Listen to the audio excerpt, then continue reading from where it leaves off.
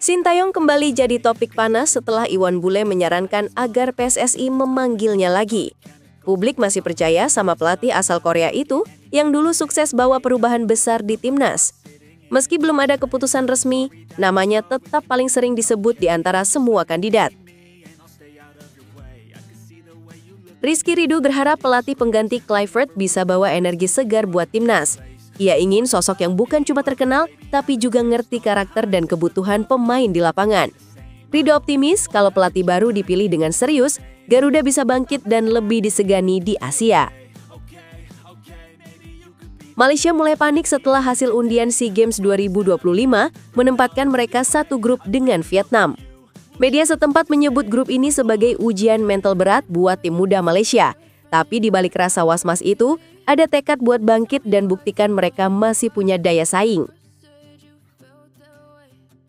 Rumor Joy Pelupesi bakal merapat ke Persib bikin fans heboh jelang bursa transfer. Gelandang berdarah Indonesia-Belanda itu punya pengalaman main di Eropa dan dianggap cocok buat lini tengah Persib. Meski belum ada konfirmasi resmi, peluang transfernya disebut makin realistis. Nama Bojan Hodak ikut diseret dalam rumor pelatih baru timnas, tapi dia tetap kalem. Pelatih Persib itu memilih fokus ke timnya dan tak mau ikut drama. Walau belum ada tanda ia pertalik, publik tetap menaruh perhatian besar pada kiprahnya di sepak bola Indonesia. Jangan lupa klik tombol subscribe dan aktifkan lonceng notifikasi agar Anda tidak ketinggalan setiap pembaruan penting dari kami. Simak selengkapnya hanya di Bicara Bola TV. Publik sepak bola Indonesia kembali ramai dengan satu nama yang sudah sangat familiar, Sintayong. Mantan pelatih timnas itu tiba-tiba jadi perbincangan lagi setelah mantan ketum PSSI, Muhammad Iryawan alias Iwan Bule buka suara dan menyarankan agar Sintayong direkrut kembali. Menurut Iwan Bule, kepercayaan publik terhadap Sintayong masih tinggi, bahkan setelah masa kepelatihannya berakhir. Ia menilai Sintayong bukan cuma pelatih biasa, tapi sosok yang sudah meninggalkan jejak besar di sepak bola Indonesia. Di tangan Sintayong, timnas muda tumbuh dengan identitas baru dan permainan yang jauh lebih berani. Ia juga sukses membawa Indonesia menembus fase penting di kualifikasi Piala Dunia, sesuatu yang lama terasa mustahil.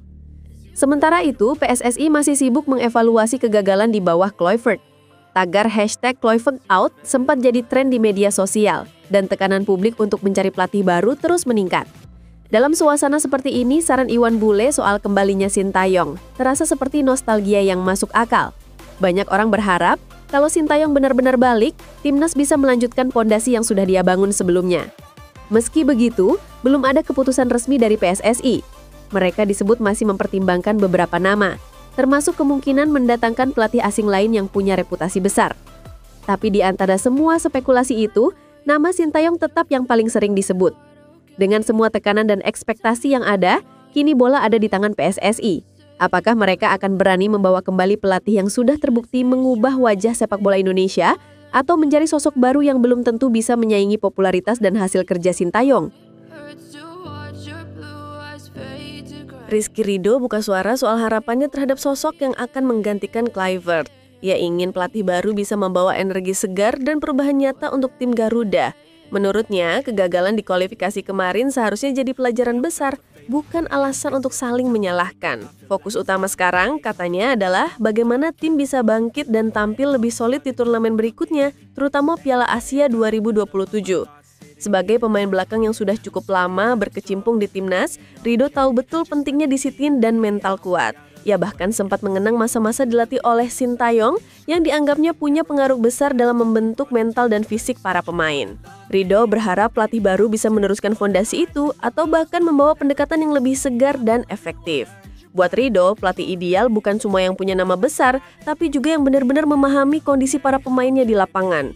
Ia ingin sosok yang bisa membaca karakter pemain satu persatu, bukan yang hanya fokus pada bintang tertentu. Dalam pandangannya, kekuatan timnas ada di kebersamaan, bukan di satu nama besar yang jadi tumpuan. Meski sempat kecewa dengan hasil akhir di era Kluivert, Ridho tetap optimis. Ia percaya kalau proses pemilihan pelatih baru dilakukan dengan serius, timnas bisa kembali ke jalur kemenangan. Ia juga menegaskan bahwa seluruh pemain harus siap beradaptasi dan bekerja keras di bawah siapapun yang terpilih nanti. Beberapa nama besar memang sempat muncul di rumor, mulai dari Louis van Gaal sampai kemungkinan kembalinya Sintayong. Namun bagi Ridho, siapapun yang akhirnya dipilih PSSI, yang paling penting adalah membawa arah baru dan membuat Indonesia kembali disegani di level Asia. Ridho menutup dengan nada penuh harapan. Ia percaya perjalanan timnas belum selesai. Masih banyak hal yang bisa diperbaiki dan dengan pelatih yang tepat, bukan hal mustahil kalau Garuda bisa terbang lebih tinggi di masa depan. Hasil undian SEA Games 2025 baru saja keluar dan langsung bikin heboh Malaysia. Tim sepak bola negeri jiran itu tergabung di grup B bersama Vietnam dan Laos. Kedengarannya biasa saja, tapi buat media Malaysia, ini seperti alarm bahaya. Mereka mulai merasa was-was, apalagi dengan reputasi Vietnam yang dikenal sebagai salah satu tim paling kuat di kawasan Asia Tenggara. Media setempat menulis kalau grup ini bukan sekadar berat, tapi juga bisa jadi ujian mental buat Malaysia. Vietnam sudah beberapa tahun terakhir tampil stabil, sementara Malaysia masih berusaha bangkit setelah berbagai masalah internal. Jadi wajar kalau muncul rasa khawatir. Tapi yang bikin isu ini makin panas, media mereka juga menyinggung soal kontroversi naturalisasi pemain yang sempat bikin geger beberapa waktu lalu. Karena kasus itu, media Malaysia kini jadi lebih hati-hati menilai kondisi timnya. Mereka khawatir bayang-bayang skandal bisa mempengaruhi performa dan mental pemain di ajang SEA Games nanti. Apalagi, publik Vietnam dikenal vokal dan kerap menyindir lawan lewat isu-isu semacam ini. Persaingan yang seharusnya murni soal sepak bola pun jadi terasa lebih emosional. Meskipun begitu, sebagian pengamat di Malaysia masih mencoba berpikir positif. Mereka menilai kalau justru dari tekanan seperti ini, tim muda Malaysia bisa belajar banyak. SEA Games 2025 dianggap sebagai kesempatan untuk membuktikan kalau mereka bisa bangkit dan menepis stigma negatif yang muncul. Dengan Vietnam yang jelas bukan lawan mudah dan skandal naturalisasi yang belum sepenuhnya reda, Malaysia datang ke SEA Games 2025 dengan beban besar. Tapi siapa tahu, tekanan ini justru memantik semangat baru.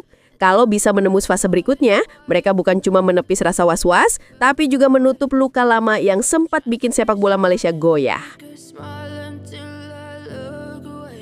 Nama Joy Pelupesi mendadak ramai dibicarakan di dunia sepak bola Indonesia. Tanpa angin, tanpa hujan, gelandang berdarah Indonesia Belanda itu dikabarkan merapat ke Persib Bandung. Rumor ini mulai mencuat menjelang bursa transfer musim dingin 2026, dan langsung bikin fans Maung Bandung heboh. Padahal gosip soal Pelupesi bukan hal baru. Sejak pertengahan 2025, kabar bahwa Persib tertarik mendatangkannya sudah beredar luas. Tapi waktu itu, transfernya gagal terrealisasi karena ia masih terikat kontrak dengan klub Belgia, Lommel SK. Kini dengan masa kontraknya yang akan berakhir pada Juni 2026, peluang kepindahan itu terasa lebih realistis. Pelupesi sendiri bukan pemain sembarangan. Ia punya pengalaman bermain di level Eropa, pernah membela Sheffield Wednesday di Inggris, dan jadi sosok penting di lini tengah Lommel SK. Gaya mainnya dikenal tenang, punya visi bagus, dan bisa jadi pengatur tempo yang dibutuhkan Persib. Tak heran kalau rumor ini langsung bikin fans berharap tinggi, meski belum ada pernyataan resmi dari klub maupun sang pemain. Di sisi lain, kabar ini juga memunculkan reaksi beragam di kalangan pendukung. Ada yang antusias melihat langkah Persib ini sebagai sinyal ambisi besar untuk mendominasi Liga 1. Tapi ada juga yang skeptis menilai terlalu banyak pemain keturunan bisa menghambat pemain lokal. Perdebatan itu pun ramai di media sosial, terutama setelah foto-foto lama Pelupesi diunggah ulang oleh akun fanbase Persib. Sampai pertengahan Oktober 2025, semuanya masih sebatas rumor. Tidak ada konfirmasi resmi dari pihak klub dan Pelupesi sendiri belum memberi komentar. Tapi dengan bursa transfer paruh musim yang tinggal beberapa bulan lagi, banyak yang percaya ini bukan sekedar gosip kosong. Kalau benar terjadi, kehadirannya bisa membuat lini tengah Persib makin komplit, sekaligus memperkuat hubungan antara klub dan pemain keturunan Indonesia yang makin aktif berkarir di tanah air. Nama Boyan Hodak belakangan ikut terseret dalam pusaran rumor soal siapa yang bakal jadi pelatih baru timnas Indonesia setelah Patrick Kluivert dipecat. Tapi pelatih Persib Bandung itu memilih jalan aman, diam dan tetap fokus. Saat ditanya soal kemungkinan dirinya menggantikan Kluivert, Boyan tak mau memberi jawaban yang bisa memicu spekulasi lebih jauh. Dalam beberapa kesempatan, ia cuma menegaskan satu hal, dirinya masih terikat kontrak dengan Persib dan akan menuntaskan tanggung jawabnya di sana. Ia tak bilang tertarik, tapi juga tak membantah rumor itu secara langsung. Meski begitu, rumor ini jelas bukan tanpa alasan. Prestasi Persib di bawah asuhannya memang cukup stabil. Boyan berhasil mengubah permainan Maung Bandung jadi lebih terorganisir dan efisien. Dengan gaya kepelatihannya yang disiplin tapi tetap realistis, banyak yang menganggap ia cocok menangani timnas Indonesia. Di sisi lain, publik sepak bola nasional memang sedang ramai membicarakan calon pelatih Garuda. Sejumlah nama asing disebut-sebut, dari yang punya pengalaman di Asia sampai yang pernah berkarir di Eropa. Tapi nama Boyan Hodak tetap menarik perhatian karena ia sudah paham karakter pemain Indonesia dan atmosfer kompetisi lokal. Namun bagi Boyan sendiri, rumor itu tampaknya hanya angin lalu. Ia memilih tetap menatap kompetisi bersama Persib dan tidak ingin kehilangan fokus hanya karena gosip.